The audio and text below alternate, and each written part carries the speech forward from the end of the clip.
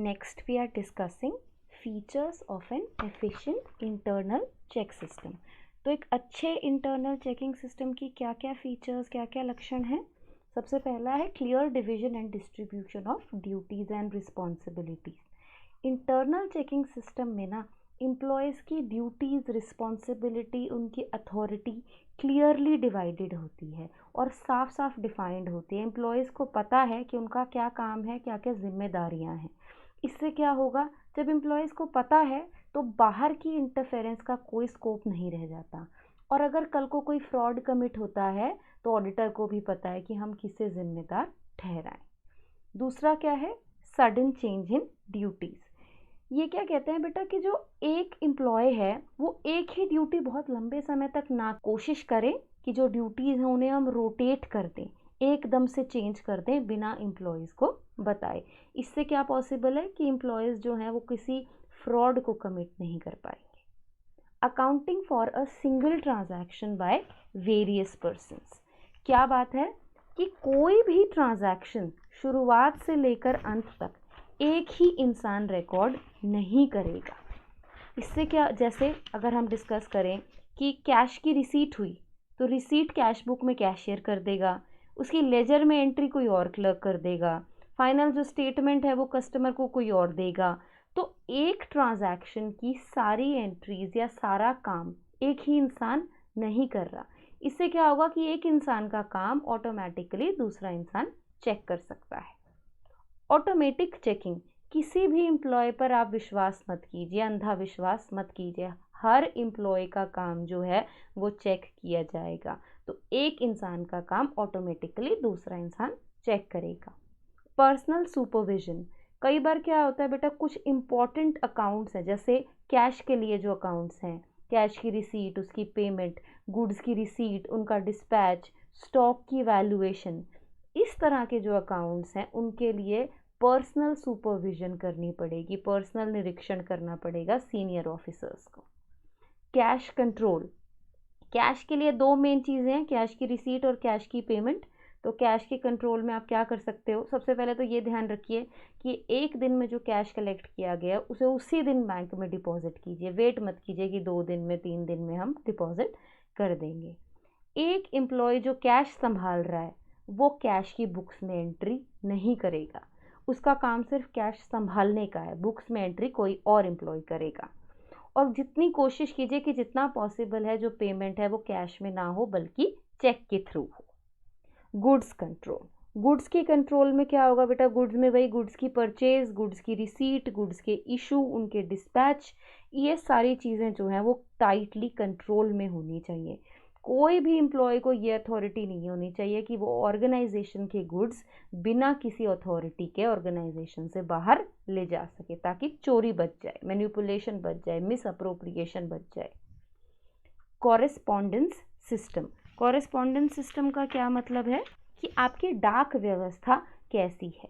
तो जो भी मेल रिसीव किए जाते हैं ऑर्गेनाइजेशन में वो एक रिस्पॉन्सिबल इंसान, ऐसा इंसान जिसे अथॉरिटी दी गई है वही खोलेगा। कोई भी पीएन आकर या कोई भी और एम्प्लॉय आकर वो मेल नहीं खोल सकता। फिर जितने भी लेटर आए हैं, रजिस्ट्री आई हैं, मनी ऑर्डर आए हैं, वो तभी आप हैंड ओवर करोगे जब उनकी एंट्री रजिस्टर में हो चुकी होगी। कंपल्सरी लीव, कई बार क्या होता है बेटा, कुछ एम्प्लॉयज़ हैं वो छुट्टी ही नहीं लेते या साल में बहुत ही कम छुट्टी लेते हैं।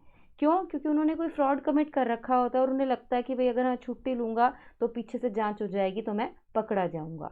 तो इसीलिए कोशिश कीजिए कि जो एम्प्लॉयज़ हैं उन्हें हर साल कम से कम एक बार तो लीव पर भेजा जाए, और जब वो ना हो तब उनके एब्सेंस में जो है उनके अकाउंट्स चेक किए जाएँ। Correspondence with debtors and creditors, आप अपने देनदार लेनदार से भी कंटिन्यूसली बातचीत में रहिए। क्यों? ताकि पता चलता रहे कि जो उनके अकाउंट्स हैं हमारी बुक्स के अंदर, जो डेटर का अकाउंट है या क्रेडिटर का अकाउंट है वो करेक्टली मेंटेन किया है या नहीं। तो जो डेटर्स या क्रेडिटर्स जवाब देते हैं उसे आप चेक कीजिए और आप अपनी बुक्स के साथ उसकी तुलना कीजिए। फिक्स्ड रूल्स, अब कुछ ट्रांजैक्शंस ऐसी होती हैं जिनके लिए हमारे पास पहले से सेट रूल्स हैं, जैसे बैड डेट्स को लेकर, अलाउंसेस को लेकर, एसेट्स की राइटिंग ऑफ को लेकर, इनके लिए हमारे पास प्री डिटरमाइंड रूल्स हैं। तो उनका जो काम है, उनकी जो अकाउंटिंग है वो उन्हीं रूल्स के हिसाब से होगी। एक प्रॉपर फाइलिंग सिस्टम होगा बेटा, जो डॉक्यूमेंट्स आते हैं, जो कॉरेस्पॉन्डेंस आते हैं, जो भी फाइल्स आते हैं, उनको अच्छे से आपको सीरियल नंबर के हिसाब से आपको रिकॉर्ड में लगाना है। सेफ्टी मेजर्स, कई आपकी ऐसी बुक्स हैं जैसे रिसीट बुक है, चेक बुक है, बिल बुक है, कोई फॉर्म्स हैं, इनके लिए आपको पूरा ध्यान रखना पड़ेगा, इनकी सुरक्षा के लिए आपको सारे मेजर्स लेने पड़ेंगे। Flexible system, internal checking system flexible होना चाहिए। अगर सर्कमस्टांसेस में कोई चेंज आता है तो ऐसा ना हो कि भाई हम तो अपने सिस्टम को चेंज कर ही नहीं सकते, तो सर्कमस्टांसेस के चेंज के साथ सिस्टम में भी चेंज आना चाहिए। पीरियोडिक रिव्यू, और ये हम बेटा कुछ ना कुछ टाइम के बाद हम इसकी जांच, इसकी इवैल्यूएशन करते रहें, ये देखिए कि ये ठीक चल रहा है या नहीं, या कोई समय के साथ कोई चेंज है तो वो हमें इंटरनल चेकिंग सिस्टम में लाना चाहिए या नहीं। Internal check and the auditor, auditor का क्या रिलेशन है? अब ऑडिटर को अपना काम शुरू करने से पहले कुछ फैसले लेने पड़ते हैं, जैसे उसे ये चेक करना पड़ता है कि हम क्या कैसे एग्जामिनेशन करें, ओवरऑल चेकिंग के बेसिस पर करें या रूटीन चेकिंग के बेसिस पर करें या टेस्ट चेकिंग के बेसिस पर करें, इन डेप्थ चेकिंग क्या करें हम। तो इसके लिए ऑडिटर को आप हर ऑर्गेनाइजेशन का इंटरनल चेकिंग सिस्टम समझना पड़ेगा। कैसे समझेंगे? सबसे पहले वो एक रिटन कॉपी मांगेगा, एक रिटन डिस्क्रिप्शन मांगेगा आपके इंटरनल चेकिंग सिस्टम की क्लाइंट से। फिर वो ये चेक करेगा कि जो सिस्टम प्रैक्टिकली चल रहा है, व्यवहार में जो चल रहा है, वो वैसा ही है जैसा रिटन में लिखा हुआ है या नहीं। फिर चेक करेगा कि क्या क्या एक्टिविटीज़ हैं अलग अलग ट्रांजैक्शंस को लेकर, और काम कैसे डिवाइड किया है एम्प्लॉयज़ को, अलग अलग एम्प्लॉयज़ को। फिर चेक करेगा कि इंटरनल चेकिंग सिस्टम के कोई कमज़ोर एरियाज़ हैं या जो ऐसे एरियाज़ हैं जिन पर हम विश्वास नहीं कर सकते। ये सारी स्टडी करने के बाद अगर ऑडिटर को लगता है कि इंटरनल चेकिंग सिस्टम जो है वो संतोषजनक है, तो वो क्या कर सकता है, वो टेस्ट चेकिंग यूज़ कर सकता है। अगर टेस्ट चेकिंग यूज़ करते हुए कोई भी इरेगुलरिटी या कोई भी ऐसा ऑडिटर को शक होता है या कोई फ्रॉड सामने आता है, तो उसे बहुत डिटेल्ड चेकिंग करनी पड़ेगी, फिर वो टेस्ट चेकिंग से आगे नहीं बढ़ सकता। लेकिन कुछ ऐसी ट्रांजैक्शंस हैं या कुछ ऐसी बुक्स हैं जैसे कैश बुक है, उसकी आप टेस्ट चेकिंग नहीं कर सकते, उसे आपको डिटेल में जांच करनी ही पड़ेगी। तो जो टेस्ट चेकिंग है ना, या अच्छा इंटरनल चेकिंग सिस्टम है, वो ऑडिटर का काम तो घटा देता है क्योंकि उसे टेस्ट चेकिंग करनी होती है उसके बाद, लेकिन वो उसकी रिस्पॉन्सिबिलिटी नहीं घटाता। अगर इस टेस्ट चेकिंग की वजह से ऑडिटर की कोई भी लापरवाही हो गई या किसी को कोई भी नुकसान हुआ, ऑडिटर ये कहकर अपना पीछा नहीं छुड़ा सकता कि भाई ऑर्गेनाइजेशन का इंटरनल चेकिंग सिस्टम तो मजबूत था। नहीं, तो इंटरनल चेकिंग सिस्टम आपका वर्कलोड घटाता है, आपकी रिस्पॉन्सिबिलिटी नहीं घटाता। अब एक छोटा सा क्वेश्चन है कि क्या जो इंटरनल चेकिंग सिस्टम है वो ऑटोमेटिक प्रोसेस है? क्या वो एक स्वचालित प्रक्रिया है? क्या कहते हैं कि भाई इंटरनल चेकिंग सिस्टम में हम काम बांट देते हैं और फिर काम जो है वो ऑटोमेटिकली चलता है, तो इसका मतलब ये एक ऑटोमेटिक प्रोसेस है। ऐसा नहीं है। क्यों? क्योंकि बेटा मशीन थोड़ी ना चल रही है। अब मशीन में क्या होता है, एक बार आपने चाबी भरी, एक बार शुरू की मशीन, उसके बाद वो ऑटोमेटिकली अपना काम करती रहती है। लेकिन इंटरनल चेकिंग सिस्टम जो है वो टाइम टू टाइम हमें बदलना पड़ता है। जैसे हम एक इंसान को बहुत समय तक एक काम नहीं देते, हम उसका काम रोटेट करते रहते हैं। कोई सर्कमस्टांसेस में चेंज आ गया तो हम अपने चेकिंग सिस्टम को भी बदलते रहते हैं। तो ये एक ऑटोमेटिक प्रोसेस नहीं है, बल्कि इसके अंदर तो एक ह्यूमन एलिमेंट है। तो ये समय समय पर सर्कमस्टांसेस के चेंजेस के साथ चेंज होता रहता है। एडवांटेजेस क्या हैं इंटरनल चेकिंग की? सबसे पहला है मॉरल चेक रहता है एम्प्लॉयज़ के ऊपर। जो एम्प्लॉयज़ हैं उनके ऊपर एक प्रेशर रहता है। क्यों? क्योंकि उन्हें पता है कि हमारी क्या जिम्मेदारी है, हमारे पास क्या अथॉरिटी है, हमारी क्या ड्यूटी है। तो कल को अगर कोई फ्रॉड होगा, कल को कोई एरर होगी, तो उसकी ही जिम्मेदारी होगी। Prevention of frauds and errors. अब क्योंकि एक एम्प्लॉय का काम ऑटोमेटिकली दूसरा एम्प्लॉय चेक कर ही रहा है, कंपल्सरी है, वो चेकिंग होगी ही होगी, तो जो एरर्स और फ्रॉड्स हैं उनके चांसेस घट जाते हैं। Increase in efficiency of employees. जो डिवीजन ऑफ वर्क होता है ना, जो काम बांटा जाता है, वो एम्प्लॉयज़ की एफिशिएंसी को देखकर, उनकी कार्य क्षमता को देखकर, जिसे जो काम बेहतर आता है उस तरीके से उनमें बांटा जाता है। तो जो ओवरऑल एम्प्लॉयज़ की एफिशिएंसी है वो इंक्रीज हो जाती है। ईज इन ऑडिट, अगर आपका इंटरनल चेकिंग सिस्टम अच्छा है तो ऑडिटर टेस्ट चेकिंग कर लेता है, टेस्ट चेकिंग कर लेता है तो ऑडिटर का जो काम है वो आसान और जल्दी हो जाता है। Early preparation of final accounts, क्योंकि सारे अकाउंट साथ साथ चल रहे हैं, कंटिन्यूसली एग्जामिन होते जा रहे हैं, तो फाइनल अकाउंट्स को बनने में भी कोई देर नहीं लगेगी। और बेनिफिट टू एम्प्लॉयर, एम्प्लॉयर को क्या बेनिफिट होता है? एम्प्लॉयर को ये श्योरिटी मिल जाती है कि जो अकाउंटिंग का काम है वो बिल्कुल सही से चल रहा है। भाई चेकिंग सिस्टम से ये पता है कि लोग अपना काम ठीक कर रहे हैं, तो वो बाकी एरियाज में अपना ध्यान फोकस कर सकता है, उसका भी समय जो है वो बच जाता है। डिसएडवांटेजेस क्या है? नेग्लिजेंस बाय ऑडिटर, कई बार ऑडिटर लापरवाही कर देता है, उसे लगता है कि इंटरनल चेकिंग सिस्टम तो अच्छा चल रहा है तो बस ठीक है, काम ही जब अच्छा चल रहा है तो अकाउंट्स भी सही करेक्टली चेक हो रहे होंगे, तो वो अपना काम बहुत अच्छे से नहीं करता। नेग्लिजेंस बाय एम्प्लॉयर, एम्प्लॉयर कैसे लापरवाही कर सकता है?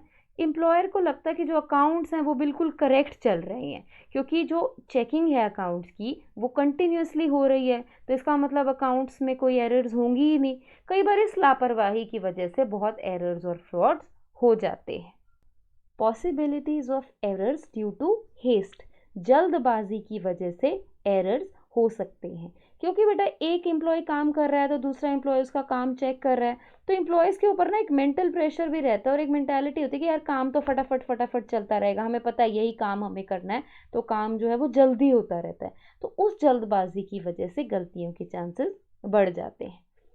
ग्रुपिज्म अमंग एम्प्लॉयज़, मैंने आपको बताया था कि इंटरनल चेकिंग सिस्टम में जब तक फ्रॉड के चांसेस बहुत कम है, जब तक 2 या 2 से अधिक एम्प्लॉयज़ एक दूसरे के साथ साठगांठ ना कर लें, ग्रुपिज्म ना कर लें।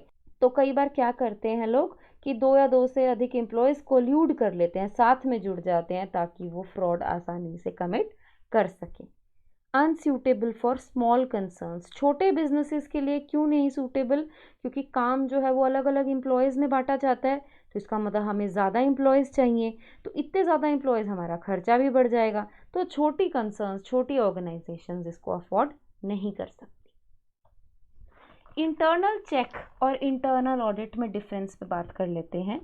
सबसे पहला है nature of work. Internal checking system में हम क्या वेरीफाई करते हैं? हम वेरीफाई करते हैं जो ट्रांजैक्शंस हैं बुक्स ऑफ अकाउंट्स में, हम ये चेक करते हैं कि कोई भी एक एम्प्लॉय को पूरी ट्रांजैक्शन शुरू से अंत तक ना दी गई हो। इंटरनल ऑडिट में हम क्या करते हैं वेरीफाई? हम करते हैं बुक्स ऑफ अकाउंट्स को वेरीफाई। तो इंटरनल चेक में हम ट्रांजैक्शंस को वेरीफाई करते हैं और ऑडिट में बुक्स ऑफ अकाउंट्स को। मेन ऑब्जेक्टिव इंटरनल चेक का क्या है कि एरर्स और फ्रॉड्स को जितना हो सके उतना प्रिवेंट करें, उतना कम कर सकें। और इंटरनल ऑडिट का मेन ऑब्जेक्टिव क्या है? डिटेक्ट हो जाए कि जब एरर्स हो गई हैं तो हम उन्हें, या फ्रॉड्स हो गए तो हम उन्हें पकड़ सकें और ये चेक कर सके कि इंटरनल चेक जो है वो सही तरीके से चल रहा है या नहीं। स्कोप क्या है? इंटरनल चेकिंग के अंदर वेरिफिकेशन एंड रिकॉर्डिंग दोनों एक ही टाइम पर चल रही होती हैं, तो जैसे जैसे ट्रांजैक्शंस बुक्स में रिकॉर्ड होती हैं साथ के साथ उनकी वेरिफिकेशन भी होती रहती है, लेकिन इंटरनल ऑडिट के अंदर सिर्फ वेरिफिकेशन की जाती है। पीरियड, इंटरनल चेक कब शुरू हो जाता है? जैसे ही ट्रांजैक्शंस रिकॉर्ड होना शुरू होती हैं वैसे ही इंटरनल चेकिंग शुरू हो जाती है और सारे साल चलती रहती है। लेकिन इंटरनल ऑडिट तब शुरू होता है जब ट्रांजैक्शंस बुक्स ऑफ अकाउंट्स में रिकॉर्ड हो चुकी हो। ऑपरेशंस, इंटरनल चेक कौन करता है? रेगुलर जो एम्प्लॉयज़ हैं ऑर्गेनाइजेशन के, रेगुलर स्टाफ जो है वो इंटरनल चेकिंग करता है। लेकिन इंटरनल ऑडिट कौन करता है? एक स्पेशल डिपार्टमेंट जिसके अंदर इंटरनल ऑडिटर्स होते हैं जो कंपनी अपॉइंट करती है एज कंपनी के एम्प्लॉयज़ की तरह ही, उन्हें हम इंटरनल ऑडिटर्स कहते हैं। Knowledge of errors and frauds, तो इंटरनल चेकिंग के अंदर हम क्या इंक्लूड करते हैं? Detection of errors and frauds as and when transactions are recorded, जैसे जैसे ट्रांजैक्शंस रिकॉर्ड करते हैं वैसे वैसे हम एरर्स और फ्रॉड्स को पकड़ते रहते हैं। लेकिन इंटरनल ऑडिट के अंदर जो है एरर्स एंड फ्रॉड तब डिटेक्ट हो सकती हैं जब ट्रांजैक्शंस रिकॉर्ड हो चुकी हो, क्योंकि वो शुरू ही तब होता है जब ट्रांजैक्शंस रिकॉर्ड हो चुकी हो। प्रोसीजर क्या है? Verification of work done by one person by another person during the course of recording the transaction. Internal checking में जैसे ही ट्रांजैक्शंस रिकॉर्ड हो रही होती हैं तो एक इंसान ने जो काम किया है उसका काम दूसरा इंसान चेक करेगा। लेकिन इंटरनल ऑडिट में ऐसा नहीं होता, उनके अपने स्पेशल प्रोसीजर्स और फंक्शंस होते हैं। इंटरनल चेक एक ऑपरेटिंग फंक्शन है, वो डे टू डे ऑपरेशंस में चलता है, लेकिन इंटरनल ऑडिट एक एडवाइजरी फंक्शन है। इसका मेन एम है मैनेजमेंट को सुझाव, एडवाइस देना कि कैसे अपने ओवरऑल सिस्टम को बेहतर बनाया जा सकता है। अब बात करते हैं इंटरनल कंट्रोल और इंटरनल चेकिंग में क्या फ़र्क है। तो nature of work, internal control क्या है बेटा? होल सिस्टम ऑफ कंट्रोल, पूरी ऑर्गेनाइजेशन के सारे एस्पेक्ट्स को कंट्रोल करता है, चाहे वो फाइनेंशियल हो चाहे वो नॉन फाइनेंशियल हो। इसके अंदर हम ये मेक श्योर करते हैं कि जो भी एक्टिविटीज़ की जा रही हैं वो पहले से डिटरमाइंड जो प्लान्स हैं, पॉलिसीज़ हैं, प्रोसीजर्स हैं, उनके अकॉर्डिंग की जा रही है या नहीं, ताकि अगर कोई भी डेविएशन है तो उसे हम ठीक कर सकें, ताकि वो कल को इन फ्यूचर ना आ पाए। और इंटरनल चेकिंग क्या है?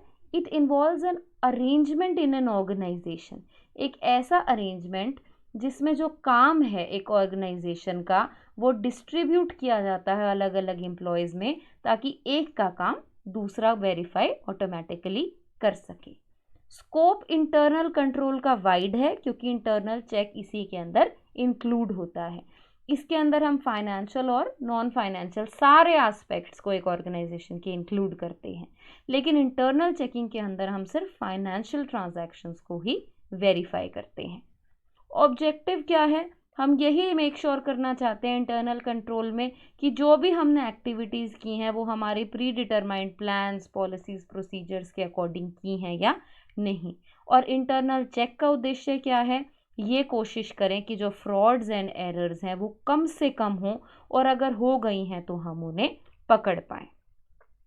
रिलेशन, इंटरनल कंट्रोल सारी एक्टिविटीज़ पर किया जाता है ऑर्गेनाइजेशन की, लेकिन इंटरनल चेक एम्प्लॉयज़ पे किया जाता है।